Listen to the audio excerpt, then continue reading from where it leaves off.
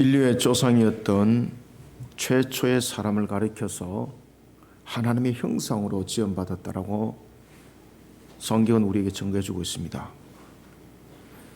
하나님의 형상으로 사람을 지었다라는 것은 굉장히 여러 의미들을 가지고 있습니다.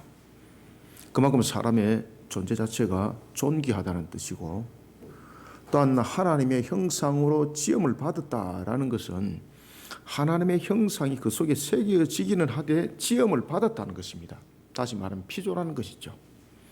그러면 사람이라는 존재는 이 피조라는 부분에 대해서 창조주 하나님과 관계에서 우리에게 무엇을 말해주고 있는가? 하나님의 형상이 그것을 대변해주고 있습니다.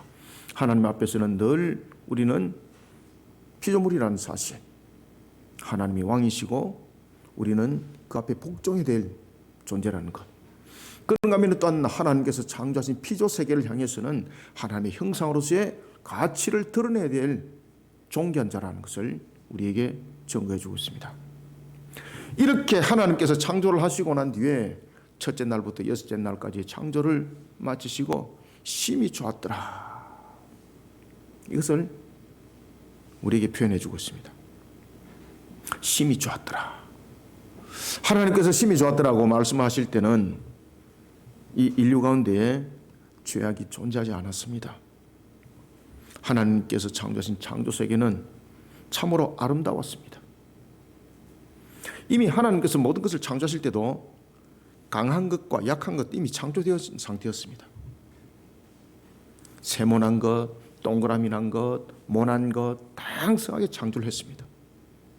그런데 인간이 죄를 범하면서 이것을 가치적 판단으로 따지기 시작했습니다.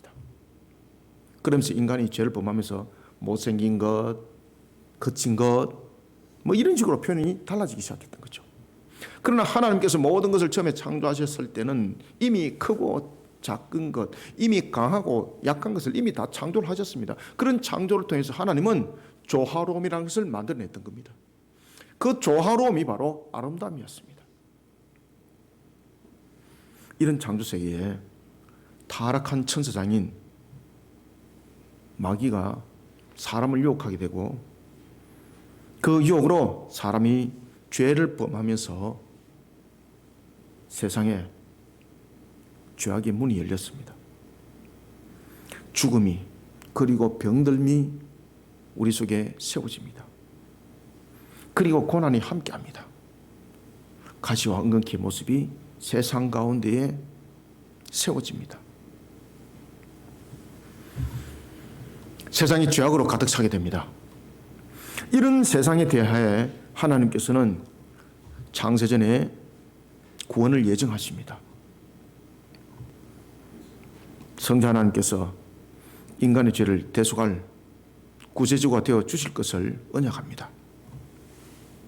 창세기 3장 15절의 언약은 창세전 우리를 구원하시기로 예정하신 언약을 구체적으로 어떻게 이룰 것인가를 확정하는 언약이었습니다.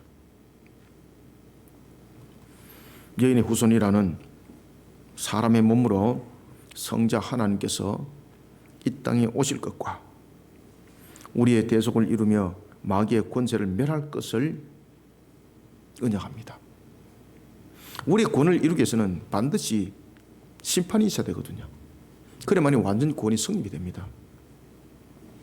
그래서 창세기 3장 15절에 보면은 여인의 후손과 그리고 뱀의 후손에 가서 이야기를 하고 있고, 그리고 또한 여인의 후손에 대해서 뱀이 그 발 뒤꿈치를 물을 것을 말하고 있고, 그리고 또한 여인의 후손이 그 뱀의 머리를 밟을 것을 말하고 있습니다. 이것은 바로 무엇을 말하고 있는가 하면 십자가에서 이루실 구원의 완성을 말하고 있는 겁니다. 따라서 창세기에서 우리에게 보여주고 있는 창세기 3장 15절의 이 언약은 바로 구속 언약을 어떻게 실현할 것인가를 우리에게 펼쳐주는 은혜의 언약이었습니다. 우리의 죄를 대속하기 위해 성자 하나님께서 예수로 오실 것과 성자 하나님께서 우리의 구세주인 예수로 오셔서 대속의 값을 그리스도라는 사역을 통해 이룰 것이 언약되어집니다. 이것이 창세기 3장 15절의 언약입니다. 따라서 이 창세기 3장 15절은 굉장히 이것이 짧은 한 절이지만 굉장히 우리에게 많은 부분들을 조명해 주고 있습니다. 여인의 후손으로 와서 그냥 단순하게 그냥 드려지는 것이 아니라 그 여인의 후손이 와서 무엇을 이룰 것인가 라는 부분에 대해서 그리스도의 사역으로서 이룰 것이 바로 십자가 사건이죠. 번제로 드려질 것. 이 부분들을 함께 다 이렇게 아우러서 담고 있는 것. 그것이 바로 창세기 3장 15절의 언약이었습니다. 우리의 죄를 대속하기 위해 성자 하나님께서 예수로 오실 것과 성자 하나님께서 우리의 구세주인 예수로 오셔서 대속의 값인 그리스도로서의 사역을 이룰 것, 이 모든 것들을 역사 속에서 실현하기 위해서 사람의 몸을 입고 직접 오셨으니 바로 성육신하신 성탄절입니다. 우리는 이 날을 기념하여서 기쁘다 구주 오셨네. 성자 하나님께서 우리의 구원을 이루기 위해서 언약의 성취를 이루기 위해서 이 땅에 사람의 몸으로 입고 오셨다는 것을 기념하여서 우리는 성탄절을 기념하고 있습니다. 그리고 또한 그러한 모습으로 이 땅에 성자 하나님께서 오신 것을 가리켜서 바로 우리는 예수 그리스도라 이렇게 말을 하고 있습니다. 우리를 구원한 하나님의 언약의 실현이 역사 가운데서 이루어진 것이죠. 그 시작은 예수의 나심으로부터 시작된 겁니다. 사랑하는 성도 여러분, 우리를 구원하실 예수님께서 이 땅에 오신 역사적 사실은 단순한 이야기거리가 아닙니다. 우리는 성탄절을 통해서 우리를 구원하시기 위해 이 땅에 오신 성자 하나님과 관련해서 우리는 세 가지에 대한 분명한 신앙관을 가져야 됩니다. 그래야만 흔들리지 않습니다. 아주 우리가 너무나도 잘 알고 있는 내용인데 이 내용들을 등한시하고 있는 그 속에 우리의 분별력이 잃어버린 것들이 있습니다. 우리는 오늘 성탄절을 맞이하여서 우리에게 하나님과 관련하여서 그리고 구세주와 관련하여서 다시 오실 메시아를 바라보는 관점들의 우리들의 신앙들을 바로 세우기 위해서 세 가지의 신앙에 대한 분명한 신앙관을 가져야 됩니다. 그 첫 번째가 무엇인가 하면은 모든 것은 하나님의 섭리대로 이루어진다는 겁니다. 아시겠습니까? 우리의 구원은, 우리의 영생은 과학으로 되지 않습니다. 이 땅의 지구의 종말은 과학이 설명되지 않습니다. 하나님의 섭리입니다. 하나님의 섭리. 우리는 먼저 1절부터 3절을 통해서 우리를 구원할 언약의 성취, 우리를 구원할 언약의 성취는 상상 속에서 이루어지는 것이 아닙니다. 친히 사람의 몸으로 이 땅에 오실 것을 언약하신 대로 그 뜻을 이루신 하나님의 섭리입니다. 하나님의 섭리 가운데에 이루어진 사건이라는 것을 반드시 기억하시길 바랍니다. 다시 오실 주님도 하나님의 섭리 가운데 옵니다. 아시겠습니까?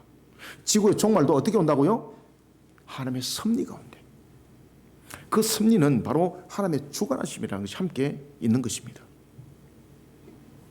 성자 하나님께서 우리의 죄를 대속하기 위해서 친히 아담의 당사자가 되어 대속을 이루기 위해서 이 땅에 오십니다. 이때에 개인적 자격으로 오지 않습니다. 첫 번째 아담이 가졌던 대표성 그리고 피조 세계에 대하여 머리로서의 그 자격을 가지고 있었습니다. 인류를 향해서는 대표성입니다. 그리고 피조 세계를 향해서는 머리입니다.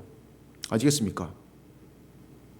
인류를 향해서 머리는 바로 왕권으로서의 피조 세계를 향해서 그 이름을 명했습니다. 그것은 대표성이 아닙니다. 머리입니다. 머리. 따라서 아담은 대표성으로서 머리로서의 그 모든 사역들을 에덴 동산에 이루었던 것처럼 그 상태 속에서 죄를 범하였습니다. 그러면은 다시 오실 주님이 아담의 몸을 입고 올 때도 이 대표성과 머리가 반드시 성립이 되어야 됩니다. 만약에 예수님께서 사람의 몸으로 입고 오셨는데 이 대표성이 성립이 안 되고 머리가 성립이 안 되면 그건 개인 자격입니다. 그러면 우리의 대속이 안 됩니다. 이런 부분들을 저와 여러분들이 아주 간단한 문제인데 이런 교리적 문제 부분들에 대해서 우리는 분명한 신앙관을 세워야 합니다.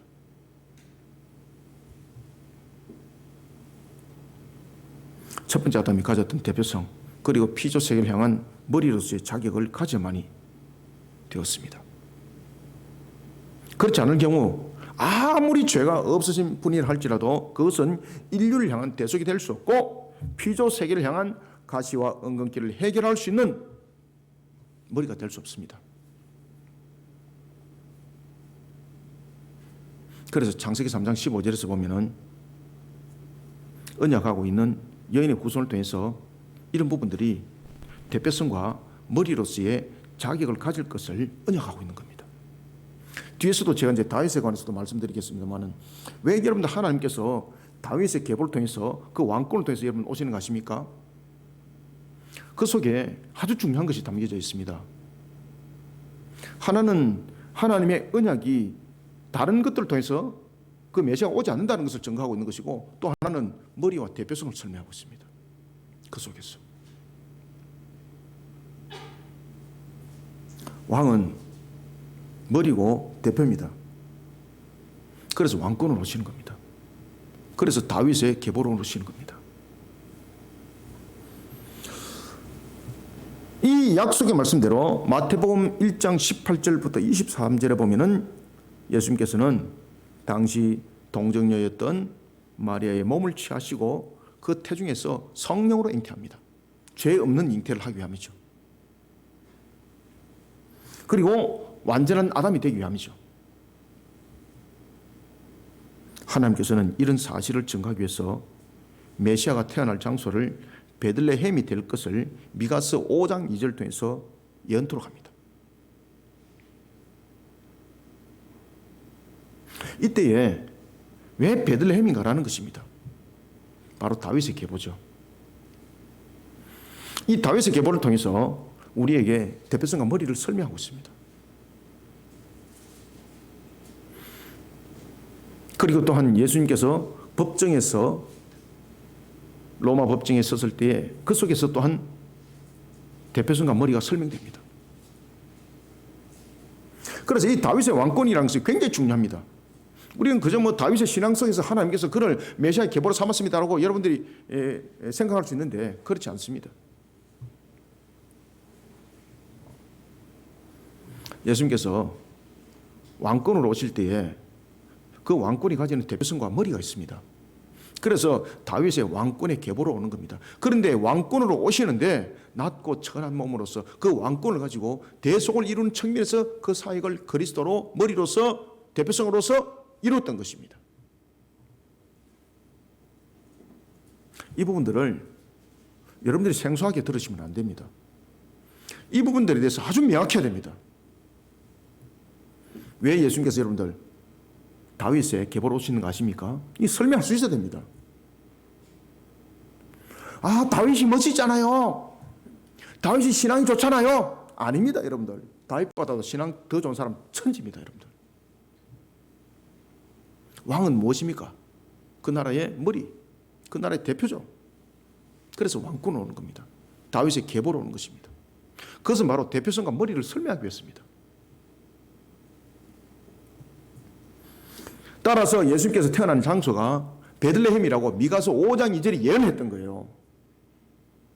베들레헴은 누구의 고향입니까? 다윗의 고향입니다. 하나님께서는 예언의 말씀의 성취대로 이 땅에 오시기 위해 역사 가운데 한 사건을 섭리 가운데 일으킵니다. 그것은 다름 아니라 인구조사였습니다. 당시 로마 황제였던 아우구스토는 로마의 속국들에 대한 지배를 강화하기 위해서 인구조사를 명령합니다. 그런데 이 인구조사는 자신의 속국들을 다스리는 측면도 있었지만은 나라를 움직이려면 돈이 있어야 됩니다. 세금 징수가 잘 돼야 되는 거예요. 그리고 어느 정도 재정이 어느 정도 될 것인지 재정이 예상이 되어야 되는 것입니다. 이런 여러 가지 다각적 측면에서 인구조사가 들어갔던 겁니다. 통제 기능과 함께 제국을 다스릴 자금을 수급하는 데 있어서 효율적으로 세금을 징수할 수 있는 방법을 연구했던 거죠. 그것이 인구조사였습니다. 그때 황제는 인구조사가 유동적 상태 속에서는 명확하지 않다는 것을 그는 알게 되고 불가능하다는 것을 알고 인구조사를 할 때 모두 다 각자 고향으로 돌아가도록 명합니다. 그럼 인구조사는 굉장히 간단하고 굉장히 효율적으로 그 모습이 나타날 수 있는 것이죠. 그런가 하면 다스리는 측면에도 매우 효과적이었습니다. 하나님께서는 이런 과정들을 통해서 그 도구를 사용을 딱 하도록 하는 거예요. 마리아의 남편이었던 요셉, 그는 다윗의 후손이었습니다. 사무엘상 17장 12절에 따르면 다윗은 베들레헴 사람입니다. 따라서 마리아는 남편 요셉과 함께 황제가 명한 대로 호적을 위해 베들레헴을 향했던 겁니다. 이것이 우리를 구원하시고자 언약하신 하나님의 예언의 성취라는 사실 아무도 몰랐습니다. 예수를 태중에 임신했던 마리아도 몰랐습니다. 1절부터 3절을 우리가 한번 읽어봅시다. 시작. 그때에 가이사 아우구스도가 영을 내려 천하로 다 호적하라 하였으니 이 호적은 구레노가 수레아 총독이 되었을 때 처음 한 것이라. 모든 사람이 호적하러 각각 고향으로 돌아가매. 아멘. 아시겠습니까? 머리로서의 대표성으로서의 그 언약의 성취를 위해서 하나님께서 아우구스도를 통해서 호적하도록 만드는 거예요. 역대하 36장 22절부터 23절에 의하면 하나님께서는 바벨론 포로 상태에 놓이는 이스라엘을 예레미야를 통해 70년 포로기로부터 귀환을 언약합니다. 이것을 당시에 메데바사의 왕이었던 고레스를 통해서 성취합니다. 이처럼 미가스 5장 2절의 예언의 성취를 위해서 하나님은 로마 황제인 아구스도를 사용을 하는 겁니다. 그리고 그 뜻을 이루게 됩니다. 로마 황제의 명령을 감히 누가 의기했습니까? 가장 효율적으로 그 예언을 성취할 수 있는 것이 바로 황제의 명령이었습니다. 하나님께서 그 도구를 딱 사용을 하는 겁니다. 마치 고레스를 사용했던 것처럼 말입니다. 하나님께서는 그 뜻을 이루기 위해 이와 같이 때로는 악한 자를 사용하시기도 합니다. 여러분, 우리의 구원은 상상이나 이상 속에서 만들어진 것이 아닙니다. 우리의 구원은 하나님께서 언약하신 대로 역사 가운데 실현됩니다. 이것을 가리켜서 하나님의 섭리라고 말하는 거예요. 우리는 이 사실을 통해 하나님은 세상의 모든 역사와 구원을 친히 주관하신 분이라는 것을 우리는 알 수가 있습니다. 이것을 잊지 마셔야 됩니다. 때로는 의심할 수도 있습니다. 어떤 분들이 그러더라고요. 야, 오늘은 구원받은 것 같은데 어제는 구원 안 받은 것 같더란 말이지. 그건 여러분들의 생각이에요. 여러분들이 다른 사람을 볼 때에 어제는 구원받은 것 같은데 오늘은 구원받지 않은 것 같이 보이는 그런 모습도 있습니다.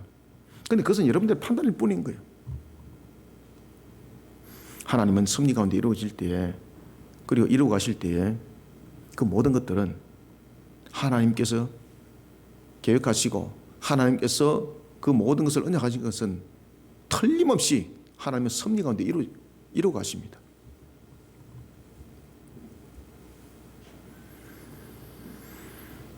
이런 부분들이 역사 가운데서 실현되어지는 것이 바로 섭리라고 말하는 겁니다. 하나님께서는 언약을 성취하기 위해서 아담이 분명히 대표성과 머리가 되어야 됩니다. 아담이 대표성과 머리가 되기 위해서는 대표성과 머리의 자격을 가지는 계보로 와야 됩니다. 그래서 다윗의 계보로 오는 거예요, 여러분들. 괜시리 다윗의 계보로 오는 것도 아닙니다. 그런가 하면 또한 다윗의 계보로 하나님께서 오신 가장 큰 이유가 바로 보면 사무엘하 7장의 언약의 성취였죠. 이 모든 부분들을 하나님은 섭리 가운데 이루십니다. 그리고 또한 그 섭리 가운데 이루시기 위해서 하나님은 아구스도를 사용을 하는 거예요. 이와 같이 구원의 완성을 이루기 위해 하나님께서 세상의 종말을 진행하실 때도, 새하늘과 새 땅을 열어가실 때도 하나님께서 언약하신 것을 반드시 하나님은 그 섭리 가운데 이루어 가신다라는 분명한 신앙관을 가지고 이 땅의 삶을 살아갈 때에 흔들리지 않는 신앙관을 가지시는 저와 여러분들이 다 되시길 소원합니다. 이 하나님의 섭리에 관한 신앙관이 분명해야 됩니다. 이 하나님의 섭리에 대한 이 신앙관, 반드시 언약은 하나님께서 그 모든 부분들을 친히 주관하셔서 이루신다라는 이 섭리에 관한 신앙관, 이것은 하나님의 충만하심이 함께하는 겁니다. 하나님을 의심치 않는 것입니다. 하나님은요, 세상에 우리가 상상을 초월하는 것들을 통해서 하나님의 섭리를 이루어가는 거예요.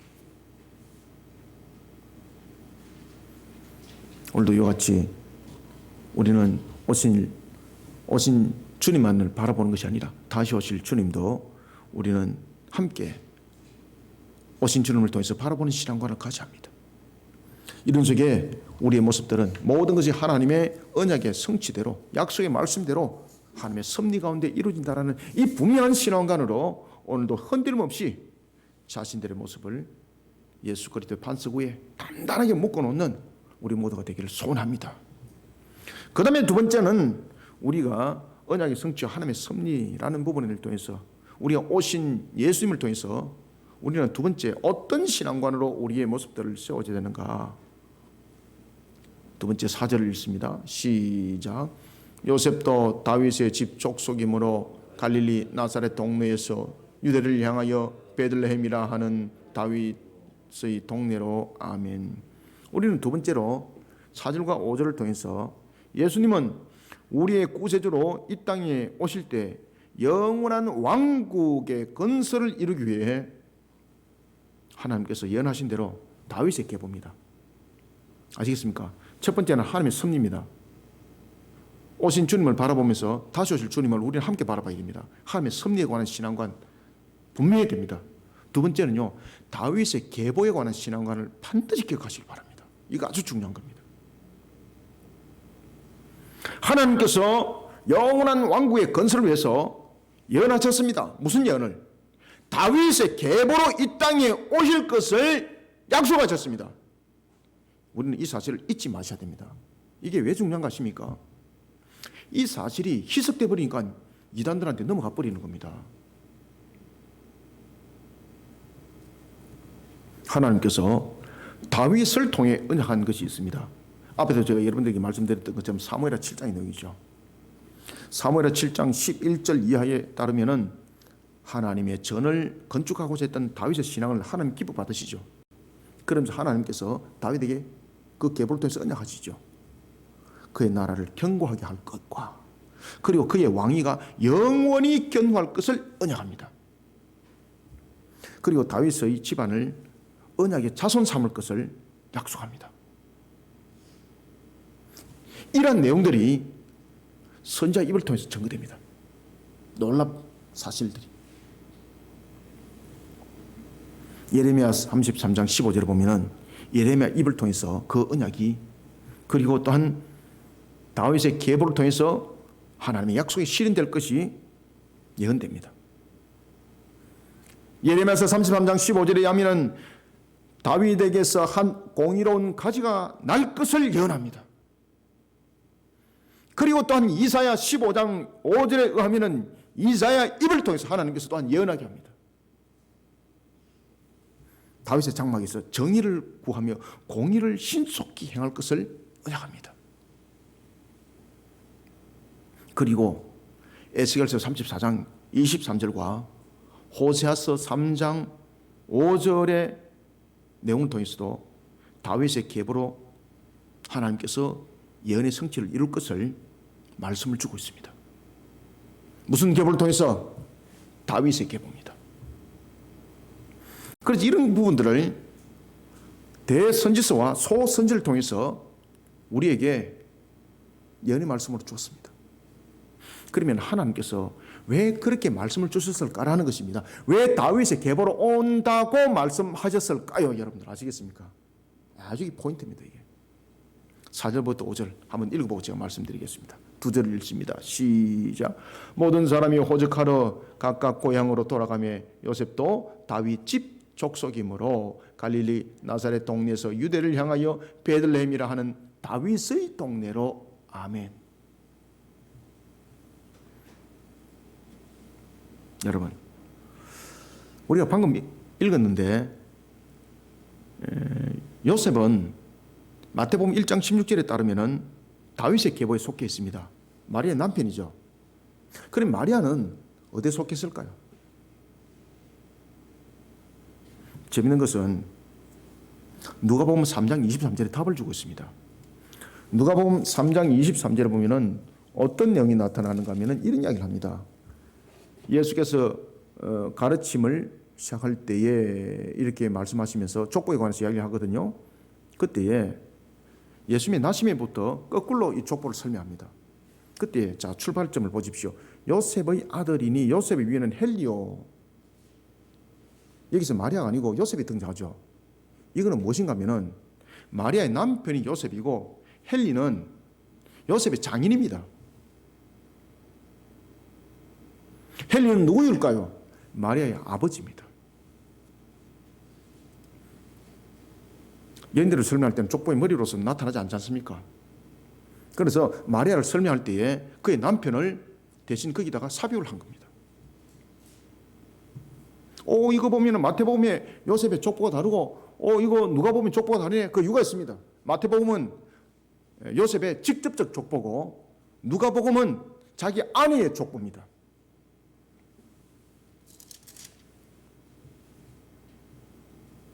놀랍게도 요셉도 마리아도 두 사람 모두 다 다윗의 계보였습니다. 놀랍게도 하나님께서는 우리의 구원과 관련하여 언약하실 때에 메시아는 반드시 기억하셔야 됩니다. 메시아는 반드시 누구의 계보로 온다고요? 다윗의 계보. 다윗의 계보로 온다는 것을 지금 명심시키고 있어요. 그러나 수많은 이단들은 이런 예언의 말씀에 대해서 입을 딱 닫아버려요. 이단들 가운데서 자기가 다윗의 계보라고 이야기하는 사람이 있습니까? 우리나라 대한민국에 자신이 예수라 말하고 있고 자신이 구세주라 말하고 있는 그들이 다윗의 계보인지 한번 여러분 물어보세요. 동네방네 한번 여러분들 한번 주소를 한번 눌러보십시오. 죄송합니다만 다윗의 계보 아무도 없습니다. 그러면 무슨 말입니까? 전부 다 거짓말이라는 이야기예요. 아시겠습니까? 그들이 메시아가 될 수 없는 것, 하나님께서 다윗의 계보를 통해서 온다 그랬어요. 그러면 이거 한 절만 가지고도 그들은 거짓말쟁이라는 것이 이미 밝혀지는 거예요. 그럼 또 이런 거짓말 하겠죠. 우리 아버지가 다윗이다.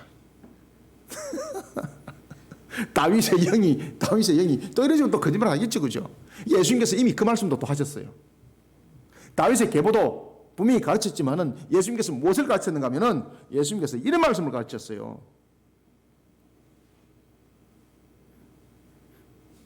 예수님께서는 마태복음 24장 5절을 통해서 많은 사람이 내 이름으로 와서 거짓말할 것이다. 많은 사람들이 와서 내 이름으로 거짓말하면서 나는 그리스도라 하여 많은 사람들 미혹할 것이다. 아시겠습니까? 그때 예수님께서 뭐라고 말합니까? 항상 말씀에 껴있으라고 그랬습니다. 다윗의 계보로 온다 그랬습니다. 아시겠습니까? 이 한 줄만 가지고도 정리되잖아요. 그래서 다윗의 계보가 중요한 겁니다. 다윗의 계보로 오셔야 될 이유가 무엇이라고요? 하나님께서 메시아의 정확한 것을 설명하기 위해서. 그 다음에 또 하나는 다윗의 계보로 오시는 이유가 무엇입니까? 머리와 대표성으로 오기 위해서. 아시겠습니까? 여인의 몸은 왜 취했나요? 완전한 아담이 되기 위해서. 이런 부분에 대해서 교리적으로 확실해야 돼요, 여러분들요. 이런 부분에 대해서 교리적으로 중심이 안 세워지니까 오른쪽으로 바람이 불면 왼쪽으로 넘어지고 왼쪽에서 불면 오른쪽으로 넘어지고 이런 식으로 여러분 신앙이 되면 안 되는 거예요, 여러분들. 아시겠습니까? 명확해야 돼, 명확해야 돼. 아주 간단하잖아요, 여러분들요. 배워야 돼요, 여러분들요. 배워야 돼요. 그래서 예수님께서도 말씀을 가르치라 했어요. 지상 대위인용을 통해서. 여러분들 배우셔야 돼요, 말씀을. 신앙은 여러분들 하늘에서 뚝 안 떨어져요. 여러분들이 참선하고 여러분들이 자선해가지고 신앙이 여러분들 생겨날 줄 압니까? 신앙은 말씀을 통하지 않고는 성장할 수 없어요, 여러분들요. 그래서 히브리서 기자가 말씀은 이 한 날에선 금이라고 말했지 않습니까? 혼과 육과 골수를 찔러 쪼개 관절까지 쪼개는데 그 사람의 마음까지 전부 다 찌른다고 말입니다. 많은 사람들이 내 이름으로 와서 이르되 나는 그리스도를 하여서 미혹할 것이다 말하고 있었어요. 예수님께서 이미 가르쳐 줬어요. 그 이단들은 다윗의 계보가 아닙니다. 한 절로 정리되잖아요. 그런데도 사람들은 미혹의 영에 사로잡혀 이런 사실을 방관합니다. 예수 그리스도는 예언의 말씀대로 다윗의 영원한 왕국을 세우기 위해 다윗의 계보로 이 땅에 오셨습니다. 마리아의 몸을 빌려 이 땅에 성육신하신 것은 다윗의 계보를 통해 영원한 왕국을 세울 것이라는 예언의 성취를 이루기 위함이었습니다. 우리는 이 사실을 매우 중요하게 각인하셔야 됩니다. 하나님께서는 수많은 이단들이 일어날 줄 이미 아시고 오실 메시아가 오직 누구 계보로 오신다고요? 다윗의 계보로 오실 것을 이미 예언하도록 하셨어요. 여러분들요, 이 사실을 잊지 않으셔야 됩니다. 예수님은 우리의 구세주로 이 땅에 오실 때 영원한 왕국의 건설을 이루기 위해 하나님께서 예언하신 대로 예언의 성취를 이루기 위해 다윗의 계보입니다. 다윗의 계보로 이 땅에 오셨다는 사실을 잊지 마시길 바랍니다. 그리고 또한 우리는 세 번째는 오신 메시아 예수 그리스도를 통해서 우리가 흔들리지 않는 신앙관이 세워져야 됩니다. 첫 번째는 하나님의 섭리에 관한 신앙관, 두 번째는 다윗의 계보에 관한 신앙관, 그 다음에 세 번째는 6절부터 7절입니다. 6절을 함께 읽어주시기 바랍니다.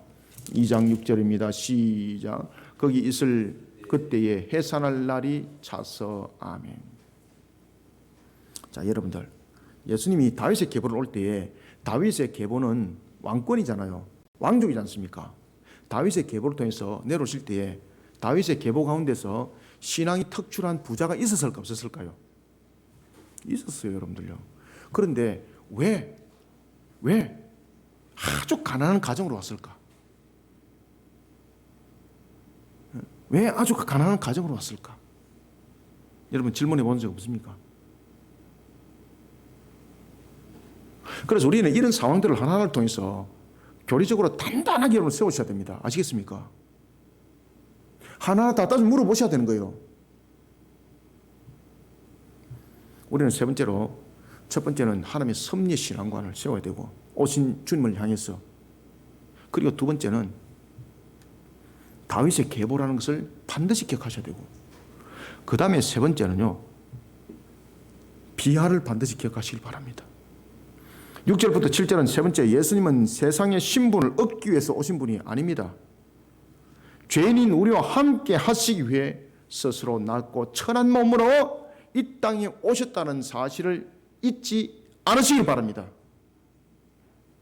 누구와 함께 위해서? 죄인과 함께 하기 위해서. 아시겠습니까?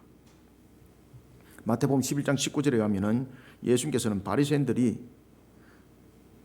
죄인으로 여기고 부정하게 여겼던 죄인들과 세리를 친구로 삼으셨습니다. 심지어 그들과 식탁의 교제를 나눕니다. 이를 통해 예수님께서는 자신이 이 땅에 오신 목적을 설명하고 있습니다. 성자 하나님께서 이 땅에 구세주인 예수로 오시고 그리스도로서 사역을 이루신 것은 오직 한 가지 이유입니다.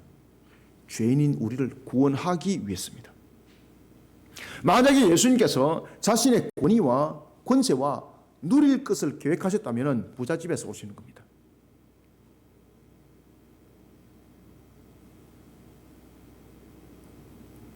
권세 잡은 자들을 통해서 오는 겁니다.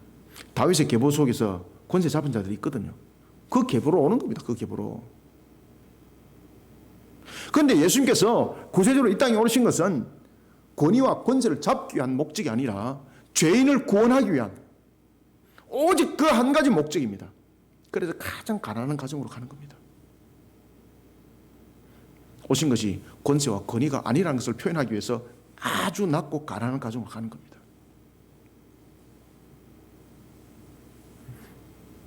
바리새인과 같은 그런 자들은 자신들을 스스로 어렵다고 여기고 있습니다. 유대인들은 스스로를 가리켜서 선민이라고 여기고 있습니다. 그런데 하나님은 뭐라고 말씀하시는 거 아십니까? 하나님은 바리새인들을 보고 죄인이라고 말하고 있습니다. 하나님은 유대인들을 향해서 내가 너희들을 선민으로 여긴 적이 없다고 말하고 있습니다. 자기 착각 속에 빠져가 있는 거죠. 자기 착각 속에. 말도 안 되는 자기 논리를 만드는 자기 최면에 빠져가 있습니다. 예수님께서 나실 때였습니다. 요셉과 마리아는 호적을 위해 베들레헴에 도착합니다. 이게 하나님의 섭리지 않습니까? 그러나 이들이 거할 만한 장소가 없었습니다. 왜냐하면 당시에 그곳에는 호적을 위해서 다윗의 자손들이 몰려들었기 때문입니다. 그래서 일정한 장소를 거하려면 보통 때보다도 프리미엄이 붙어가지고 더 많은 돈을 내야만이 자신이 머물 수 있는 색강과 같은 방을, 여관과 같은 방을 얻을 수가 있었습니다. 그런데 요셉과 마리아는 돈을 주고 거할 수 있을 만한 그런 물질이 없었습니다. 그들이 찾았습니다. 어디였습니까? 한 부잣집의 마구간을 찾았습니다. 가축을 기르는 장소였죠. 그들의 형편은 그 정도였습니다. 만약에 예수님께서 이 땅에 오시는 그 목적이 자신의 권위와 권세를 누리는 그런 모습으로 왔다면 부잣집으로 오십니다. 권력을 가진 자의 그 집으로 오십니다. 그런데 예수님께서 이 땅에 오신 것은 그 목적이 권세와 권위를 누리기 위해서가 아니라는 것이죠. 심지어 요셉과 마리아는 임신한 아이를 놓기 위해서 마구간을 찾았고, 그리고 거기서 출산하여서 아이를 구유에 누였습니다. 구유가 무엇입니까? 짐승의 먹이통입니다. 예수님께서는 성육신 하실 때에 다윗의 계보 가운데 권력 있고 부한 가정을 통해서 성육신 하실 수 있었습니다. 그럼에도 불구하고 가난한 가정을 통해 이 땅에 오신 것은 성부 하나님께서 메시아로 이 땅에 오신 목적은 자신의 권위와 그리고 자신의 영광을 위해서가 아니라 오직 하나, 죄인인 우리의 구원을 위해 자신이 스스로 낮고 천한 위치까지 내려왔다라는 비하를 설명하고 있는 겁니다. 언약의 성취를 위해 이 땅에 오신 예수님의 탄생을 알리는 출산의 장소가 마구간, 그리고 출산하여 누인 장소가 구유. 이게 말이 됩니까 이거?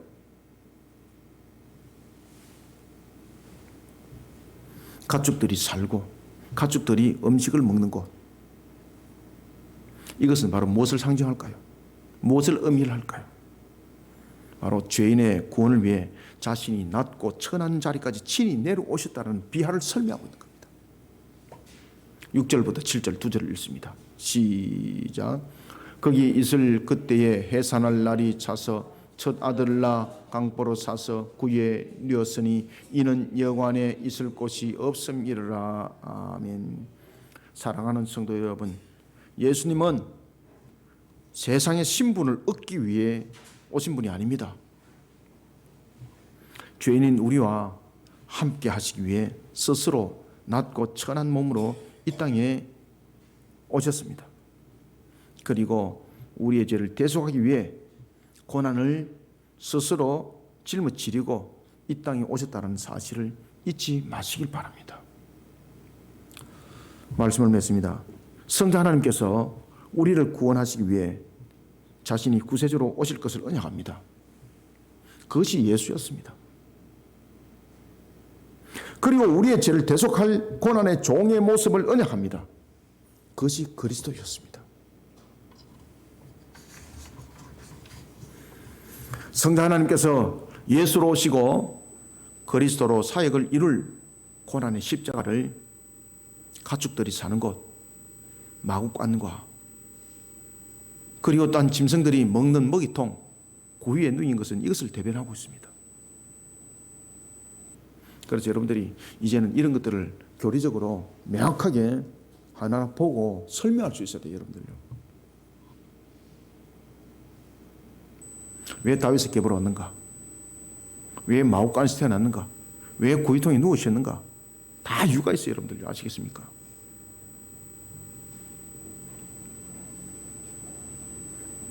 부유한 가정이 아니었습니다. 가난한 가정을 선택했습니다. 성자 하나님께서 이 땅에 오신 목적이 자신의 권위와 권세를 위한 것이 아니라 죄인의 구원을 위해 스스로 비하 가운데에 이 땅에 오셨다는 것을 설명하고 있습니다. 그래서 비하라는 이 단어는 오직 하나님께만 성립이 되는 단어입니다.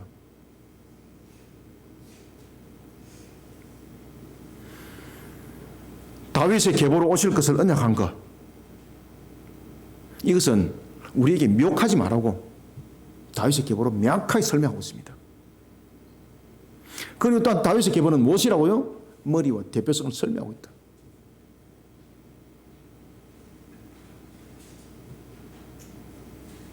이 모든 것들을 하나님은 섭리 가운데 이루어 갔던 겁니다. 사랑하는 성도 여러분, 우리의 구원을 위해 하나님께서 언약하신 것을 하나님은 섭리 가운데 모든 것들을 반드시 이루십니다.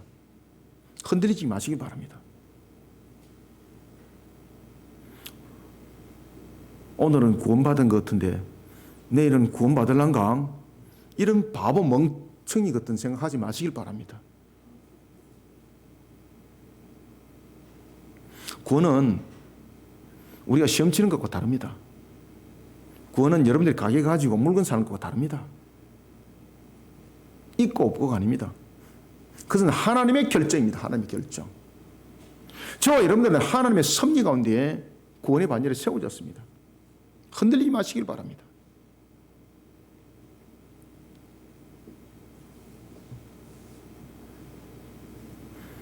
구원을 위해 하나님께서 언약하신 것은 하나님의 섭리 가운데 모든 것을 이루심이었습니다. 우리는 오신 주님을 기억하면서 다시 오실 주님의 언약을 함께 기억해야 됩니다. 왜냐하면 주님께서 말씀하셨거든요. 내가 다시 반드시 온다고. 하나님께서 약속하신 언약은 사람의 뜻에 따라서 좌우되지 않습니다. 오신 주님의 뜻이 하나님의 섭리 가운데 이루어졌던 것처럼 다시 오실 주님의 재림도 하나님의 섭리 가운데 이루어집니다. 그래서 우리에게 예언의 말씀 준 것 아닙니까? 현혹되지 마라. 흔들리지 마라. 그래서 예언의 말씀을 주신 거예요. 반드시 내가 너희들과 약속한 이 말씀대로 온다는 거예요. 그때에 너희들을 미혹하는 것들이 막 등장할 것이다. 많은 그리스도가 등장하여서 자신이 그리스도라고 이야기를 할 것이다. 속지 마라. 오신 주님은 다윗의 계보로 왔습니다. 아시겠습니까? 오늘도 우리는 이것을 반드시 기억하셔야 됩니다. 주님의 재림, 다시 오실 주님의 그 모습, 이루어질 종말의 심판, 모든 것은 하나님의 섭리 가운데 이루어진다는 것을 반드시 믿으시길 바랍니다. 이런 가운데 오늘도 이런 하나님의 은혜를 또한 기억하시고 하나님께 항상 감사와 찬양과 존귀와 영광을 하나님께 올려드리는 우리 모두가 되기를 주님의 이름으로 축원합니다. 하나님 감사합니다. 기쁘다 구주 오셨네. 우리에게 오늘 성탄주일을 맞이하여 하나님 앞에 감사 영광을 올려드리면서 우리가 세 가지에 흔들리지 아니하는 신앙관으로 우리의 근본들을 세우기를 간구하며 또한 종이 말씀을 전가했습니다. 무엇보다 중요한 것은 하나님의 섭리 가운데 모든 것은 이루어진다는 것이었고, 또한 오신 메시아는 바로 다윗의 계보라는 것이었고, 그리고 또한 다시 오실 주님이 우리를 향해서 그 모든 것을 이루어 가실 때도 하나님의 약속의 말씀대로 모든 것은 반드시 성취된다는 것. 우리는 오늘도 이러한 모습 속에 우리의 신앙들을 반드시 세워 하나님의 영광을 드높이는 사역들과 그리고 또한 삶들을 펼쳐나가게 도와주시옵소서. 오늘 주신 말씀이 우리 모든 성도들에게 마음판에 깊숙이 새겨지고 만 새겨져서 이 말씀이 믿어 의심치 않는 주님의 결실이 되게 하여 주옵소서. 기쁘다 구주 오셨네.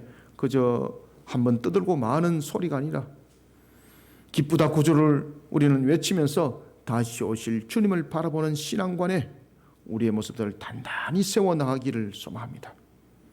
미혹하는 영들이 우리를 넘어뜨리려고 수많은 처체 곳곳에서 유혹하고 있지만 우리로 하여금 흔들리지 않도록 말씀을 주신 것처럼 오늘도 말씀으로 우리를 동임해 주시고 말씀의 군사로서 힘있게 세워 달려가게 하여 주옵소서.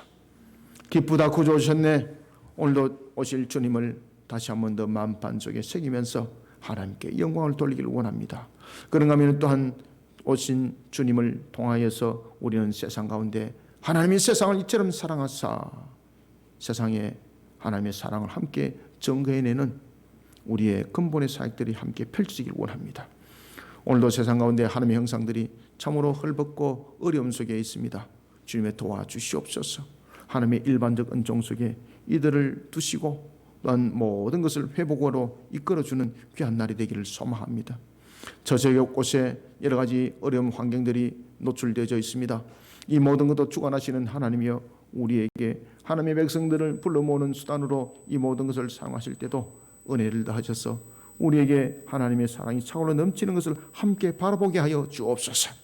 기쁘다 구주 오셨네. 오늘도 이란 속에 감사와 찬양과 존귀와 영광을 홀로 올려드리니 홀로 영광 받으시옵소서.